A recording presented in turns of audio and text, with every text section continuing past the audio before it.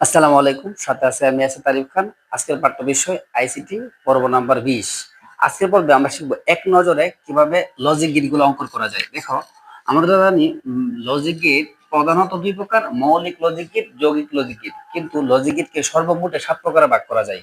কারণ মৌলিক logic gate হলো 3টা আর যৌগিক লজিক গেট হলো 4টা, মোট 7 প্রকার।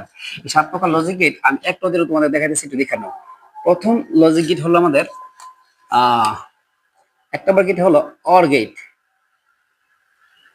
অর্গেট দেখতে কিরকম? অর্গেট দেখতে এই যে এরকম, এদিকে যাবে এ, এদিকে যাবে বি। অর্গেট অর্ধচন্দ্রের মতো, চারটা যখন আদাটা হয়ে যায় তখন দেখতে এইরকম হয়ে যায়। অর্গেট কিসের কাজ করে? ধরো ইনপুট যদি হয় এ, ইনপুট যদি হয় বি, তাহলে আউটপুট হবে ওয়াই সমান এ প্লাস বি, কারণ অর্গেট জুড়ে কাজ করে। 2 নম্বর গেটের নাম হলো এন্ড গেট।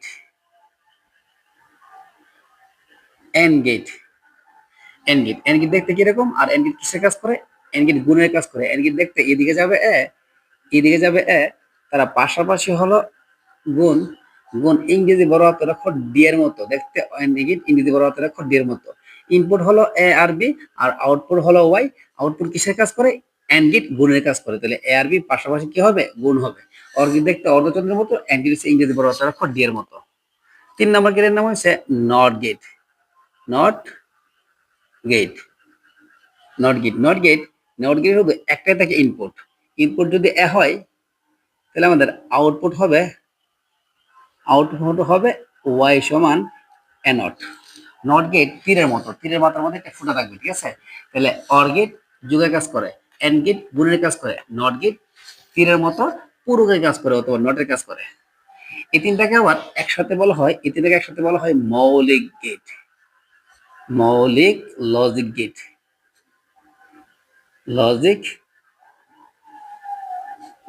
তারপর আসবে আমাদের যৌগিক গেট। যৌগিক গেট আবার 4 প্রকার। প্রথম নর গেট। নর গেট কিভাবে তৈরি হয়? অর যোগ নট, অর আর নট যোগ করে হয় নর গেট। তো প্রথমত আমাদের একটা অর গেট রাখতে হবে, এদিকে এ যাবে, এদিকে বি যাবে। তারা পাশাপাশি যুগের সম্পর্ক। অর্গেট দেখতে নরগেট দেখতে অর্ধচন্দ্রের মতো। এই যে অর্গেট রাখতে হবে আগে, এই যে অর্গেট, তারপরে তারপরে মাথার মধ্যে একটা ফুটা লাগিয়ে দিলে হয়ে যাবে নরগেট। পাশাপাশি যুগের সম্পর্ক, তার উপরে নট, তার নাম নরগেট। এটা যৌগিক গেট। একাধিক মৌলিক গেট যোগ করে যে গেট তৈরি করা হয় তাকে বলা হয় যৌগিক গেট। তাহলে আমাদের 5 নম্বর গেট কি? 5 নম্বর গেট হচ্ছে ন্যান্ড গেট। ন্যান্ড গেট কিভাবে তৈরি হয়? এন্ড যোগ নট, এন্ড যোগ নট।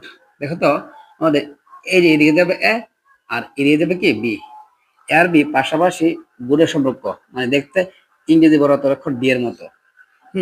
আগে এন্ড গেট রাখতে হবে, এই যে আগে এন্ড গেট রাখতে হবে, তারপর তার মাথার মধ্যে একটা ফুটা দিয়ে দিলে হয়ে যাবে ন্যান্ড গেট। এখানে ওয়াই সমান এ আর বি পাশাপাশি গুণের সম্পর্ক, তার উপর কি নট। তারপরে আমাদের 6 নম্বর গেটের নাম হলো XOR gate. XOR gate. দেখো কথার মধ্যে লক্ষ্য করতেছে অর গেট, তাহলে আগে আমাদের অর গেট রাখতে হবে। এই দিকে যাবে এ, এই যে দিকে যাবে বি, তারা দেখতে অর্ধচন্দ্রের মতো দেখতে, অর্ধচন্দ্রের মতো, ঠিক আছে? এখন এই যে মানটা বাড়িল, তার নাম হচ্ছে OR gate A plus B. কিন্তু আমাদের তো অর গেট রাখতে বলে না, আমাদের বলছে এক্স অর গেট।